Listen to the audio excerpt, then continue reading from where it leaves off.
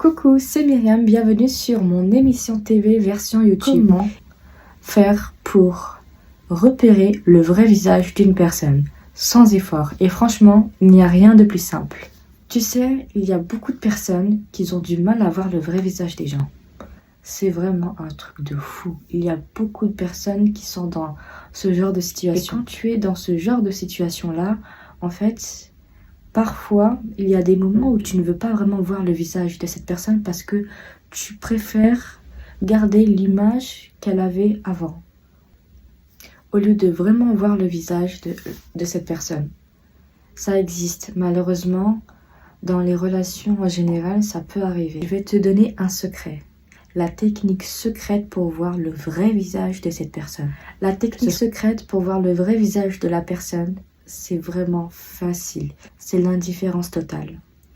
Quand tu retires ton accès de ta propre vie à cette personne-là, au début, elle va dire non, mais de toute façon, elle va revenir à l'heure normale. Elle est juste dans un mood différent, donc c'est tranquille. Mais après, tu vas voir, dans les jours et les semaines à venir, cette personne, elle va être un peu dans ses états. Elle va se poser des questions, elle va bouger un peu partout. Et en fait, elle va remarquer que tu ne lui donnes plus accès à ta propre vie. Que ce soit dans les réactions, les émotions, dans les appels, les SMS un peu plus longs, comme d'habitude. Alors que bon, tu as retiré tout ça. En fait, quand tu retires accès à cette personne, tu vas voir le vrai visage. Et crois-moi, le moment où tu vas voir son vrai visage, il faut que tu sois fort. Il faut que tu sois mentalement forte, mais aussi que tu puisses enfin ouvrir les yeux. Parce qu'en fait, quand tu vois le vrai visage de la personne, ça vient au moment où c'est un imprévu. C'est quelque chose que ça ne se décide pas par soi-même. C'est pas toi qui calcule quand il va ouvrir les yeux, mais c'est plutôt le destin.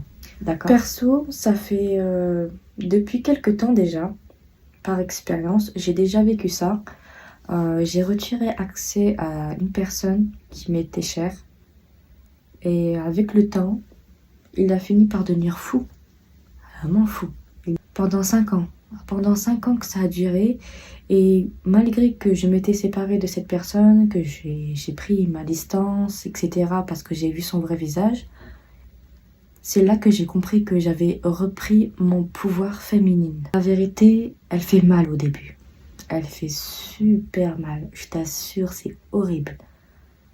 Ça fait mal, mais après que j'ai repris ma lucidité, je me suis dit qu'en fait, j'ai retiré tout mon accès de ma propre vie à cette personne-là.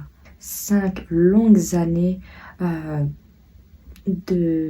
d'ambiance très tendue, mais ça m'a permis d'ouvrir les yeux et de comprendre que certaines personnes ne méritent pas ta place. Certaines personnes ne méritent pas de vivre la vie que tu as en ce moment et surtout à l'avenir. Les gens, pas tous, ont besoin d'avoir accès à ta vie tout simplement pour se nourrir de leur propre intérêt et de tout ce qui va. Si tu les laisses entrer dans ta vie, ils vont foutre le bordel. Wallah, je le dis en arabe, je le jure devant Dieu, Wallah, que c'est la vérité. Ils vont foutre un bordel sur ta spiritualité, ta connexion avec Allah, tes projets, tes amis, tes relations, ton travail, ta santé mentale et tout ce qui va avec. Ils vont foutre un bordel incroyable que tu ne t'imagines même pas. C'est pour ça qu'il est important de réserver son accès à sa vie uniquement qu'à ceux qui le méritent. Moi, par expérience, quand j'ai vécu ça, c'était un moment très difficile. Un moment, c'est même pas un moment, c'est une longue phase. C'était 5 saisons, s'il te plaît. C'était 5 saisons sur une série Netflix qui n'a même pas été renouvelée. Encore heureux. Juste pour dire que 5 longues années, ça a été les moments les plus difficiles de ma vie.